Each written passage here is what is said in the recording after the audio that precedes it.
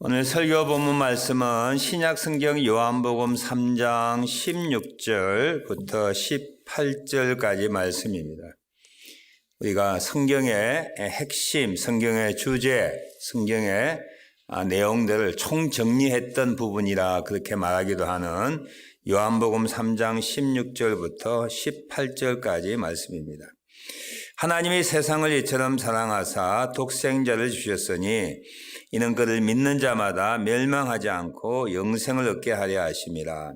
하나님이 그 아들 세상에 보내신 것은 세상을 심판하려 하심이 아니요 그로 말미암아 세상이 구원을 받게 하려 하심이라.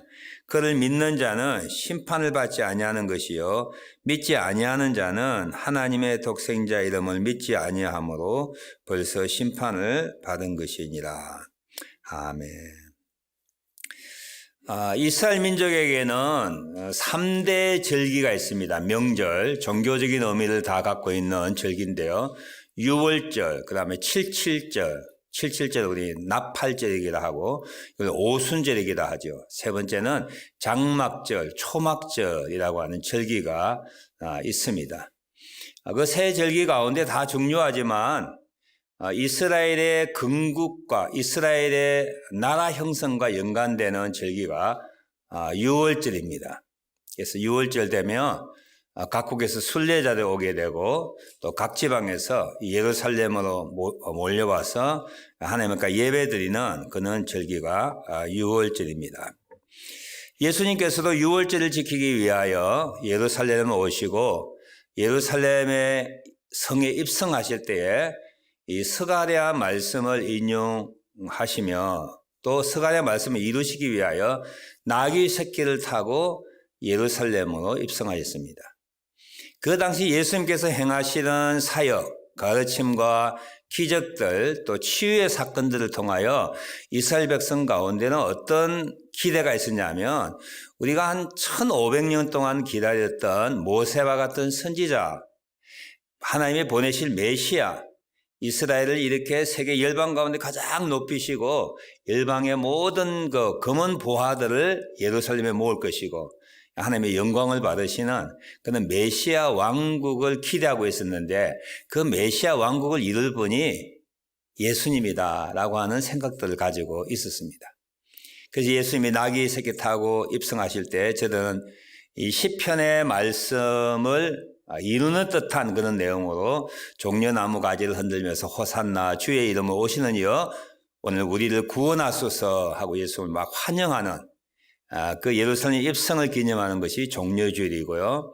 그리고 성경을 보면 예수님께서 예루살렘에서 이제 금요일 아침까지 이렇게 사역하시다가 제자들에게 배신받으시고 그리고 유대 공회 앞에 재판받고 빌라도 총독 앞에서 또 신문과 재판 받으시고 로마 군병에게 고문 받으시고 제자들은 다 뿔뿔이 흩어지고 이 정치범으로 몰려서 십자가에서 처형당하는 그런 한 사건들이 일어나는 주간이어서 우리는 이 주간을 고난 주간이라고 합니다. 이 유월절이 사실 굉장히 중요한 의미를 가지고 있는데요. 오늘 예수님의 고난 주간을 맞이하여 이 고난과 예수님의 죽음과 그리고 부활 그리고 유대인 지키는 유월절과 무슨 관계가 있는가를 이렇게 큰 눈으로 예수님의 그 고난이 그 하나님의 구원 사역과 어떤 연관이 있는가를 이렇게 멀리서 성경 전체를 바라보는 그런 입장으로 한번 고난 주간의 의미 우리에게 주시는 내용들을 같이 생각해 보기를 원합니다. 성경의 주요 주제가 무엇일까요? 성경에서 가장 중요한 주제. 그렇게 질문하면 뭐 금방 대답이 생각이 안 나지요. 성경 구약과 신약 창세기부터 요한계시록까지 가장 중요한 주제는 하나님이 이 세상을 구원하시길 원하신다라고 하는 내용입니다. 구원이 뭐냐라면 또 그것도 복잡하죠. 쉽게 말하면 하나님이 창조주로서 그가 만든 피조물로부터 하나님으로 인정받고 하나님을 섬기는 자기 백성을 만들고 싶은 거야.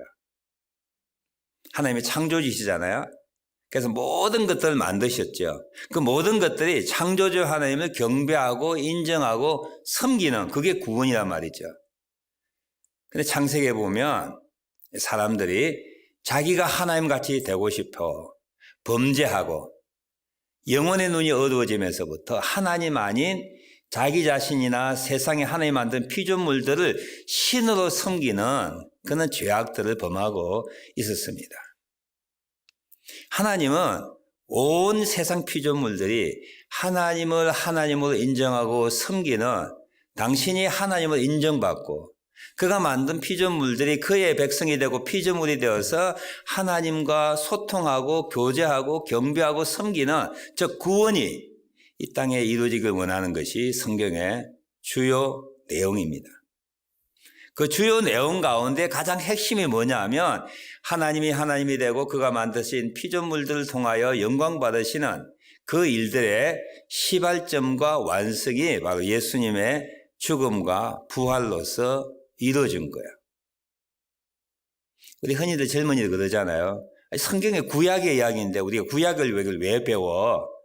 구약의 이야기가 아니고요.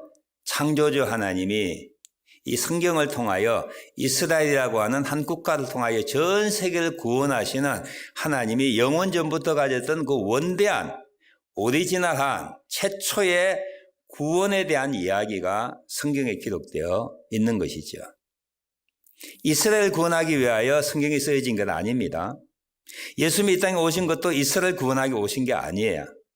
온 세상을 구원하기 위하여 온 세상 피조물들이 하나님을 인정하고 그분을 경배하기 위하여 죄인된 우상 숭배하는 자기가 신이 된 그리고 다른 신들을 섬기는 정말 하나님을 저버린 죄인된 사람들을 하나님과 이렇게 교제하고 하나님을 믿을 수 있도록 하는 것이 성경의 주요 내용이죠. 이 유월절에는 어떤 의미인가 여러분 아시는데 출애굽기 12장에 보면 유월절에 대한 내용이 기록되어 있습니다. 창세기 12장은 이방 민족 가운데 믿음의 선조인 아브라함을 부르신 이야기예요. 창세기 12장이에요. 출애굽기 12장은 애굽이라고 하는 그 당시에 최대 강국인 애굽 왕조로부터 하나님의 백성 아브라함의 후손들을 끄집어내어 하나님의 택한 하나님께 속한 민족을 만드는 국가를 만드는 이야기예요. 창세기 12장, 출애굽기 12장 이렇게 외우기 좋을 거야. 12는 완전 또 숫자라고 하기도 하죠. 이 출애굽기 12장에 보면 애굽 왕조 밑에서 야곱의 후손들이 400년 이상 종살이하게 되었습니다.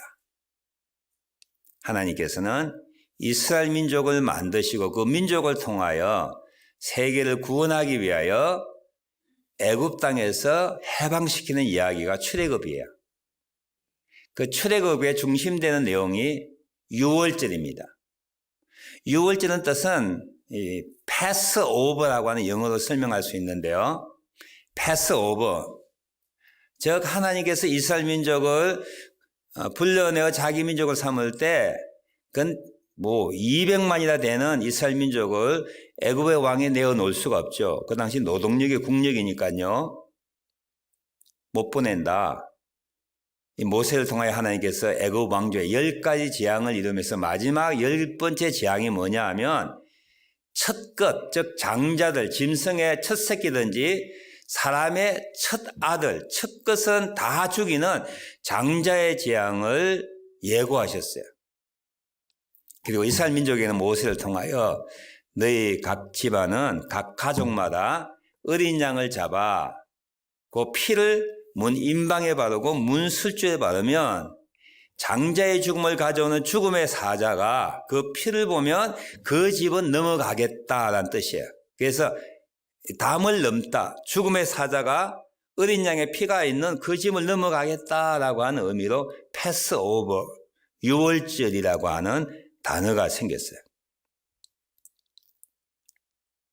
하나님께서는 이스라엘 민족이 유월절을 지키기 원하였고 유월절을 지킬 때마다 자녀들이 질문합니다. 아버지, 우리가 지금 지나는 6월절이 무슨 의미입니까? 질문할 때 아버지는 자녀에게 이렇게 대답했다고 하는 거야. 하나님이 우리 집을 구원하셨다. 6월절을 1년에 한 번씩 지킬 때마다, 그리고 자녀들과 함께 어린 양의 고기와 무교병과 썬나물을 먹을 때마다 아버지, 왜 우리가 어린 양을 먹습니까? 무교병을 먹습니까? 썬나물을 먹습니까? 라고 할 때 모든 전후 사정을 설명하면서 하나님이 우리를 구원하셨다. 어린 양의 피 흘림으로 우리를 구원하셨다. 하나님이 우리를 사랑하셔서 우리를 구원하기 위하여 우리 대신 어린 양이 죽게 되고 그 피 흘림을 우리가 믿을 때에 구원받았다. 우리 집이 구원받았다. 그렇게 예식을 행할 때마다 아버지가 자녀에게 설명하였습니다. 오늘 저는 이 구약에 나와 있는 유월절과 예수님의 고난 한 주간을 이렇게 대비하며 생각해 보기를 원합니다. 우리 성경을 읽을 때마다 여러분 어떤지 모르지만 제 개인적으로는 여러 가지 의문들이 생겼습니다. 예를 든다면 구약에 예언되어 있는 내용들이 예수님이 다 행하신 거예요. 예를 든다면 나귀 새끼를 타고 예루살렘에 입성한 것은 스가랴서에 기록되어 있고요. 그리고 백성들이 호산나 우리를 구원해 달라고 하는 말씀은 시편 118편에 기록되어 있고요. 예수님이 고난당하는 것은 이사야 53장에 자세하게 기록되어 있고, 친구가 배신당할 것도 시편 41편에 기록되어 있고요. 그 친구가 은 30장에 선생을 판다는 이야기도 스가랴 11장에 예언되어 있습니다. 시편 22편에는 십자가에서 예수님이 조롱당하는 이야기가 기록되어 있어요. 이사야 53장에는 예수님의 죽음이 부자의 묘실에 장사 지낼 것도 예언되어 있습니다. 제가 성경을 읽을 때마다 이런 생각이 들었어요. 정말 예수님의 구약의 예언의 말씀을 알기 때문에 그 말씀을 이루기 위하여 예루살렘 입성할 때 스가랴 말씀해 보니까 나귀 새끼 타고 입성하셨더라. 그러니까 내가 나귀 새끼 가져오느라. 그렇게 하셨을까라고 하는 생각이야. 이거 어떠세요? 예수님이 구약의 말씀을 잘 아시니까 구약의 말씀대로 그렇게 행동하셨을까요? 저는 오히려 거꾸로라고 생각해요. 이게 신비전 부분인데 하나님께서는 온 세상을 구원하기 위하여 자기 아들을 보내시고 피 흘림이 없이는 제사함이 없기 때문에 자기 아들이 우리 죄를 대신 지시고 인류의 죄를 대신 지시고 하나님을 거부했던 백성들의 죄를 대신 지시고 십자가에 피 흘려 죽을 때 우리 죄를 용서하신다고 하는 약속을 하시고 그의 죽음으로 세상을 구원하시는 그 사건들을 하나님께서는 미리 아시고, 이거 신비지요. 어떻게 하셨을까 저는 몰라요. 세상을 구원하시려고 하는 하나님의 계획이 예수님 때에 이루어지는 거예요. 이스라엘을 선택하여서 세상을 구원하라고 하나님은 안 하셨어요. 그렇게 하실 수가 없어요. 하나님의 아들이 이 땅에 오셔서 온 세상의 죄를 지고 죽는 그 일을 통하여 세상을 구원할 수 있기 때문에 이것을 창세 전에 이미 생각하시고 계획하시고 그 일을 이루시면서 그 일을 아시는 하나님이 그 일이 이루어지는 장면들을 미리 아시기 때문에 그것들을 구약에 있는 선지자들의 글 가운데 그 모습을 아시는 하나님이 그 내용을 선지자의 마음에 부어 넣어서 기록했다고 생각하는 거예요. 어떻게 가능합니까? 인간의 생각으로는 불가능하지만 하나님께서 그렇게 하셨다고 생각합니다. 에집트에서 400년 동안 종살이했던 아브라함의 후손인 노예 생활하는 이스라엘을 모세라고 하는 걸출한 지도자를 통하여 율법의 중보자인 모세를 통하여 하나님이 인도하셨는데 특별하게 어린 양의 죽음을 통하여 이스라엘 민족이 죽음의 사자들 위협과 공포 가운데 벗어나 애굽 땅에서 마침내 자유케 되고 하나님의 백성이 되었습니다. 여러분 이상하지 않으세요? 왜 어린 양이 왜 어린 양의 피가 죽음의 사자가 넘어가게 했을까요? 특별한 이유가 있어요? 왜 어린 양의 피가 필요하고 죽어야 되고, 왜 어린 양의 피를 발라야만, 그리고 그 안에 있어야만 죽음의 사자가 넘어갔을까요? 왜 어린 양이에요? 왜 어린 양의 피예요? 이거는 설명할 수 없어요. 이 한 가지를 제외하고는 설명할 수 없어요. 그 한 가지가 뭐예요?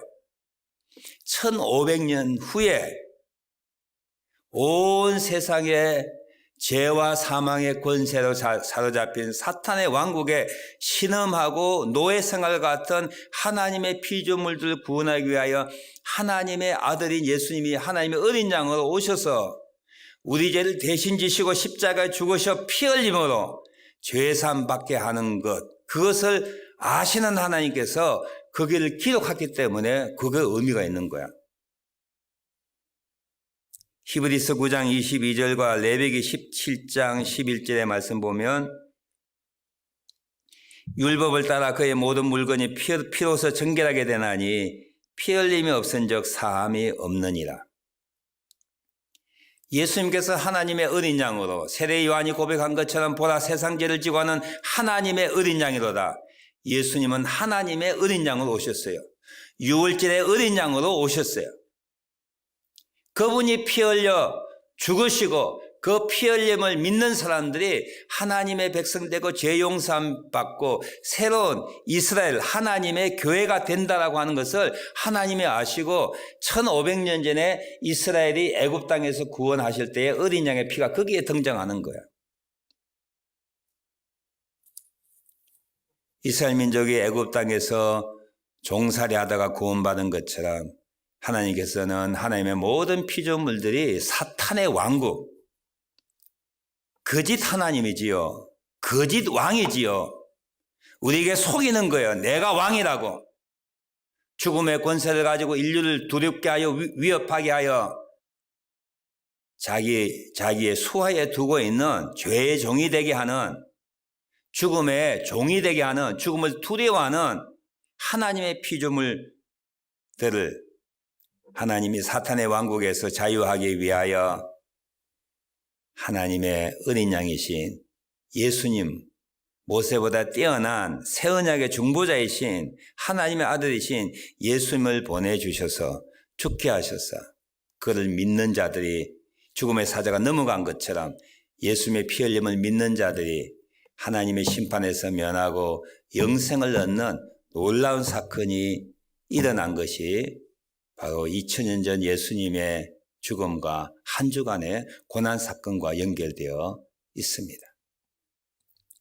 갈라디아서 4장 4절에 보면 사도 바울이 계시적인 내용을 이야기하는데요. 이렇게 말하고 있습니다. 때가 참에 하나님이 그의 아들을 보내사. 여러분, 때가 참에 무슨 뜻이에요? 때가 참에 하나님이 계획했던 온 세상을 구원하는 하나님의 구원의 계획에 때가 찼다는 거예요. 아까 제가 처음에 말씀드렸던 것처럼 성경에 주요된 주제는 세상을 구원하는 거예요. 이스라엘의 구원이 아니에요. 세상을 구원할 때가, 하나님의 계획이 때가 차서 그 때가 시작될 때에 하나님이 그의 아들을 보내셨다는 거예요. 마치 하나님의 어린 양인 숫양의 죽음을 통하여 이스라엘이 애굽 땅에서 400년 이상 종살이했던 데서 자유케 되었듯이 하나님의 아들, 하나님의 어린 양이신 유월절 어린 양이신 예수님이 이 땅에 오셔서 온 우주보다 모든 피조물보다 더 크신 그분의 생명과 그분의 피를 쏟아서 사탄의 왕국에 있는 하나님의 피조물들을 구원하는 역사가 2000년 전 종려주일로부터 시작하여 고난주간 예수님의 고난과 십자가 죽음을 통하여 이루어졌다 하는 것을 우리는 이 고난주간에 생각해야 될 것입니다. 고난주간에 그래서 우리가 깊이 생각되는 건 뭐예요? 하나님의 은혜지요. 이 중세교의 잘못과 우리 인간의 연약한 이 지식과 감정 때문에 고난 주간에 우리는 다른 것에 초점을 맞춥니다. 예를 든다면 이런 이야기하는 것이 좀 불경하게 들릴지 뭐하지만 예수님 십자가가 얼마나 아팠을까? 십자가 지고 갈 때 몇 번 쓰러졌더라? 얼마 전에 멜 깁슨이 패션이라고 한 영화를 만드는데 무엇에 초점을 맞췄어요? 예수님의 그 육체적인 고통에 막 초점을 맞춘 거예요. 그것도 나쁜 건 아니지만 우리가 구원사적으로 신약과 구약과 창세기와 요한계시록 전체적으로 살펴볼 때에 하나님의 사랑, 세상을 구원하려고 하는 하나님의 그 무한한 사랑, 하나님은 나를 사랑하셔서 자기 아들 보내기까지 하신 그 하나님의 사랑에 초점을 맞추는 거예요. 우리가 십자가의 고통을 아무리 지어도 우리는 한 사람도 구원할 수 없어요. 예수님의 고통은 유일무이한 거예요. 어느 무엇이 대체할 수 없어요. 온 세계 사람이 십자가에 달려도 한 영혼도 구원시키지 못합니다. 이게 중세교회와 우리의 우매함에 빚어낸 잘못된 생각들이에요. 괜히 고난주간 되면 막 금식하고 굶식하고 배고프고 하지 않은 기도도 막 하려고 그러고 그거 안 하는 것보다 하는 게 낫겠죠. 그래서 더 중요한 것은 그의 아들 희생하기까지 우리를 구원하시는 하나님의 사랑, 그 사랑에 우리는 감격해야 되고 춤춰야 하고 녹아져야 되는 거예요. 오늘 예수님의 종려절과 그리고 고난 중에 났던 여러 가지 일들이 바로 온 세상을 구원하시려고 하는 이스라엘 민족의 유월절의 원형, 오리지널 타입이라는 걸 여러분 말씀을 드렸고요. 그래서 고난 주간에 우리는 여러 가지 일들을 생각하고 감사하고 찬양하고 기도하고 마음을 다져야 되는데 몇 가지를 같이 생각해 보기를 원합니다. 첫째는 오늘 본문 말씀해 보니까 하나님이 세상을 이처럼 사랑하사라고 되어 있어요. 이 세상은 하나님 만드신 모든 피조물, 즉 하나님의 형상을 만들어 모든 사람들이 포함됩니다. 하나님이 그가 만든 모든 피조물, 인간들을 사랑했다는 거예요. 그 사랑의 대상이 바로 나이다라고 하는 생각을 고난주간에 특별하게 했으면 좋겠습니다. 나는 누구예요? 어떤 나입니까? 저는 신앙생활을 하면 할수록 나 참 못된 사람이구나. 이게 어떻게 생각해도 좋아요. 나는 참 못된 사람이구나. 나쁜 사람이구나. 이기적인 사람이구나. 모난 사람이구나. 뻔뻔한 사람이구나. 강팍한 사람이구나. 부족한 사람이구나. 또는 독한 사람이구나. 게으른 사람이구나. 생각이나 행동이 온전치 못한 사도 바울이 고백한 것처럼 죄인 중에 괴수구나. 그렇게 안 보인다고요? 누구보다도 내가 내 자신을 잘 아는 거예요. 여러분은 여러분 자신 어떻게 평가하고 계십니까? 괜찮은 사람이에요? 아니면 말씀을 배우고 주님 앞에 나아가면 나아갈수록 맨 얼굴들 내가 바라볼 때 부끄럽듯이 내 영혼의 상태를 바라볼 때 얼마나 부끄럽고 수치스럽고 얼굴 들 수 없는지 몰라요. 그런데 하나님이 그런 나를 사랑하신답니다. 하나님이 나를 사랑하신대요. 여러분 자신도 여러분 사랑하지 않는 나를 그냥 배우자도 여러분 사랑할까요? 사랑하는 척하고 이해하는 척하지만 그렇게 사랑 안 합니다. 자녀들은요, 형제들은요, 같은 교우들은요, 직장 동료들은요, 그냥 사랑하는 척해요. 왜냐하면 우리 속에는 가시가 너무 많고 잘못된 너무 많기 때문에 저들도 저들 자신을 포용하지 못하는데 우리까지 어떻게 포용할 수 있겠어요? 그런데 놀랍게도 하나님은 우리를 사랑하시는데 조건 없이 이 모습 이대로 나를 받아주고 사랑하신답니다. 이게 고난중에 우리가 감사할 내용이에요. 하나님이 세상을 이처럼 사랑하사 이 세상 대신에 우리 이름을 넣으면 얼마나 감사하고 감격하는지 알지 못하죠. 하나님이 나를 사랑하신다고 하는 거예요. 하나님이 나를 사랑하세요. 못난 나를 사랑하세요. 계속 넘어지는 나를 사랑하세요. 인색하기 짝이 없는, 배움에도 불구하고 계속 넘어지는 독한, 악한, 모진, 부족한 우리들 사랑하시는 그 사랑의 증거가 예수님의 죽으심이에요. 하나님의 사랑의 대상이 됐다고 하는 것, 정말 감사, 감격, 찬송할 내용이죠. 뿐만 아니라 두 번째는 나를 살리기 위하여 사랑한다는 말만 들어도 감격스러운데 나를 구원하기 위하여, 나를 자기 자녀 만들기 위하여, 자기 백성 만들기 위하여, 자기를 섬기기 위하여 자기 아들을 죽이기까지 사랑했다는 거예요. 우리는 작은 사랑에 감동합니다. 손 한 번 잡아주는 것, 위로의 말 한마디에 죽을 사람이 사는 거예요.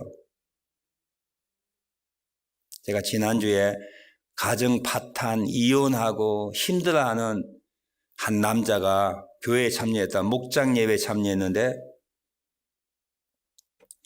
목장 예배에서 준비한 된장국에 밥을 먹으면서 너무 눈물이 났다는 거예요. 5년 만에 처음 집밥을 먹어보면서 너무 감사하고 막 가슴이 떨리는 거 있잖아요. 된장국 하나가 밥 한 그릇이 사람의 마음을 감동시키는데 그날 저녁에 구원받았어요.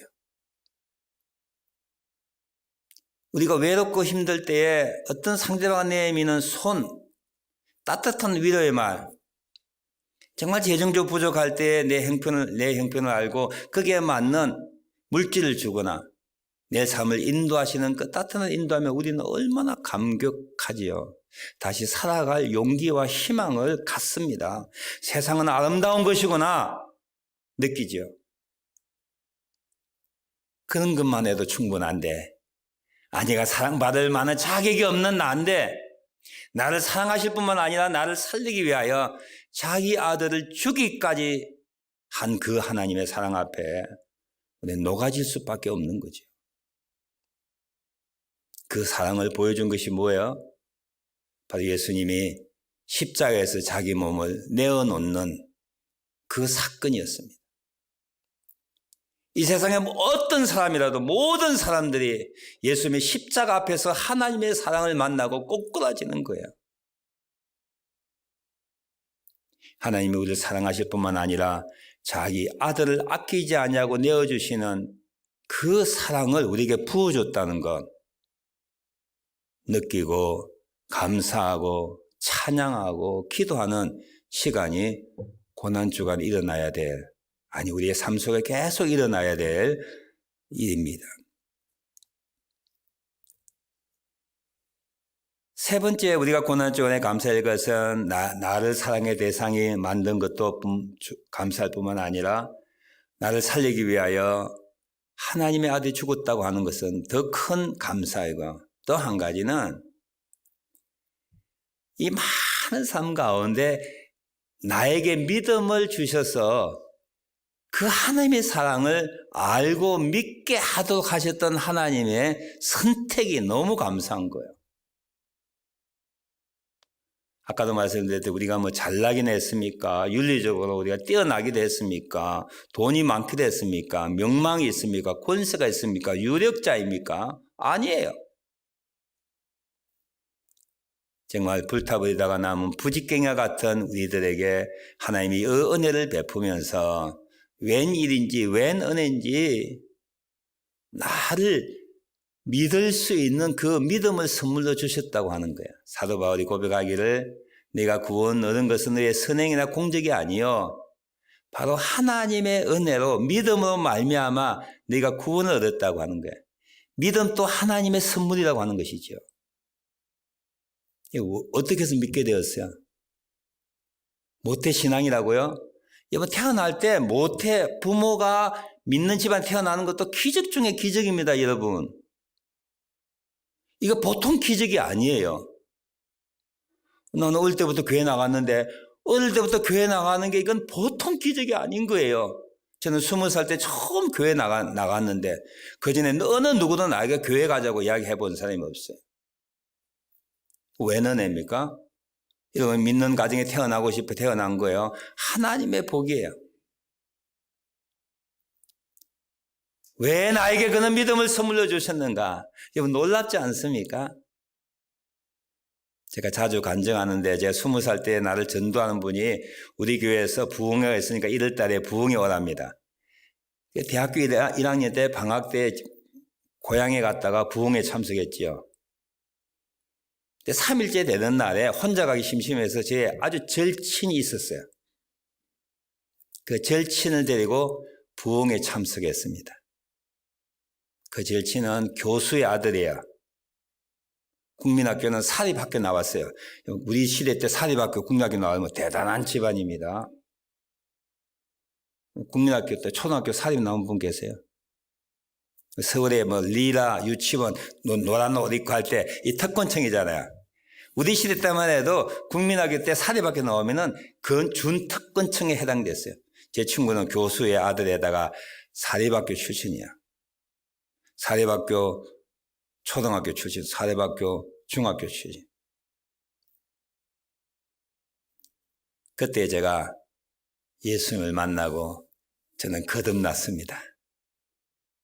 근데 같은 시간, 같은 설교를 듣고, 같은 장소에 있었고, 같은 부흥회 참석했던 그 친구는 아직까지도 안 믿고 있습니다. 이거 어떻게 설명할 수 있어요? 제가 그 친구보다 뛰어난 것도 없어요.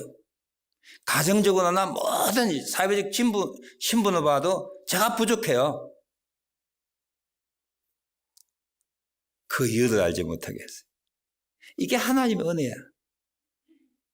왜 나를 그 시간에 불러주셨는지, 왜 그 친구는 지금도 안 불러주시는지, 이해 불가의 오묘한 하나님의 섭리와 사건이야. 내가 너를 불렀다는 거야. 내가 너를 지명하여 불렀나니 너는 내 것이라는 거야. 이것이 무엇에 근거하여 된 거야? 하나님의 은총이야. 하나님의 선물이야. 우리가 설명할 수 없는, 이해할 수 없는 하나님의 주권적인 역사예요. 여러분 주변에 둘러보면은, 야, 인간적으로 못난 사람 많이 있죠? 야, 저 사람이 예수 믿어. 하나님이 택하셨다니까요. 왜 택하셨습니까? 우리는 몰라. 하나님 앞에 스스로 질문해 보십시오. 망나니 같은 내가, 이렇게 못된 내가, 나도 나를 싫어하는 내가, 하나님 왜 나를 택하셔서 믿음을 갖게 하시고 하나님을 믿게 하셨는지요. 그때 하나님 무슨 말씀을 해 주실 거야. 어쨌든 하나님의 비밀을 내가 알고 믿게 되다니, 믿어지게 하시다니, 하나님의 믿음의 선물이라는 거예요.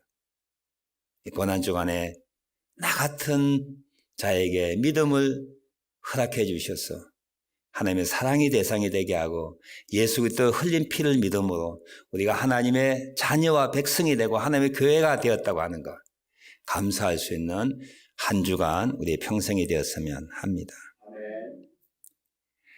마지막으로 우리는 이 예수님을 세상에 전해야 할 그런 사명이 고난주간에 특별했으면 합니다. 인류가 이 사회생활을 하면서부터 원하는 사회가 있어요. 그게 유토피아야. 평등과 공의와 복지와 서로 섬김과 배려와 죄악이 없고 폭력이 없고 정말 천국과 같은 삶을 살아가길 원하는데 사회는 그렇지 못했어요. 참 아쉽게도 우리 한국의 문재인 정권도 이 개혁을 위하여 지난 4년 동안 몸부림을 쳐왔습니다. 기업을, 재벌을 개혁하자. 잘못된 정치를 개혁하자. 잘못된 악법들을 개혁하자. 친일 것들을 정리하자. 됐어요, 안 됐어요? 안 됐어요. 될까요, 안 될까요? 안 됩니다. 이 세상에 어떤 유명한 사람도 어떤 정치인들도 환경을 바꾸거나 제도를 바꾸거나 법을 바꾸고 유치장에 집어넣고 재판을 해서라도 불가능한 거야. 왜 그럴까요?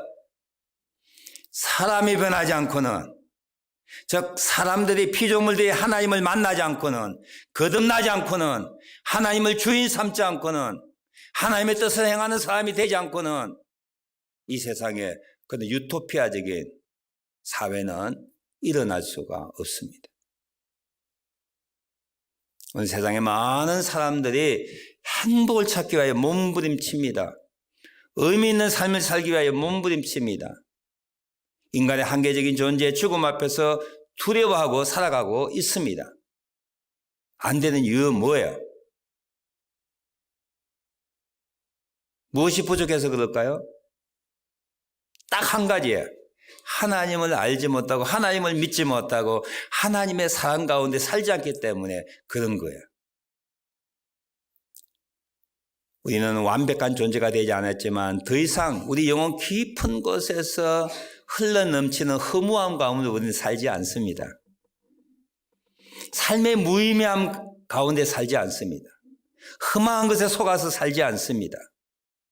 하나님이 계시기 때문이에요. 하나님이 나를 사랑하기 때문이에요. 예수 그리스도 안에는 진리를 우리가 발견했기 때문입니다. 하나님의 성령이 내 속에 계셔서 나를 붙들어 주시기 때문이에요. 오늘 우리 주변에 많은 학자들, 돈 있는 사람, 명예와 권세가 있는 사람, 지위가 높은 사람, 배운 사람, 많은 사람들이 사탄과 어둠의 종이 되어서 무의미한 가운데, 절망 가운데, 고통 가운데, 아픔 가운데, 죄책함 가운데, 불행함 가운데, 절망 가운데 살아가고 있습니다. 어떻게 저를 자유롭게 만들 수 있을까요?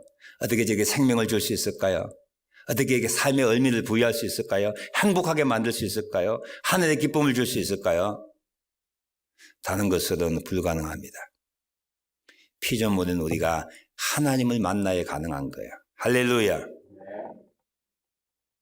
예수님이 온 세상 사람들 구원하기 위하여 하나님의 유월절 어린 양으로 오셨습니다. 피 흘려 죽으셨습니다. 그 피 안에 있는 사람들이 죽음의 사자가 피해 가듯이 하나님을 믿고 살아가는 우리들에게 하늘의 기쁨과 자유와 생명이 넘치게 될 것입니다. 우리 주변에 있는 사람들에게 이 하나님의 어린 양, 유월절 어린 양 대신 예수님의 피 흘림과 그 속에는 하나님의 사랑을 보여주고 가르쳐주는 그 고난주간의 특별한 의미가 우리 마음을 움직여서 사는 날 동안에 그분을 증거하고 나의 증거를 통하여 세상 사람들이 하나님을 만날 수 있는 그 놀라운 영광스러운 일들이 우리 삶 속에 일어날 수 있는 한 주간의 특별한 기도 시간, 생각하는 시간, 감사하는 시간 되기를 주님의 이름으로 축원합니다.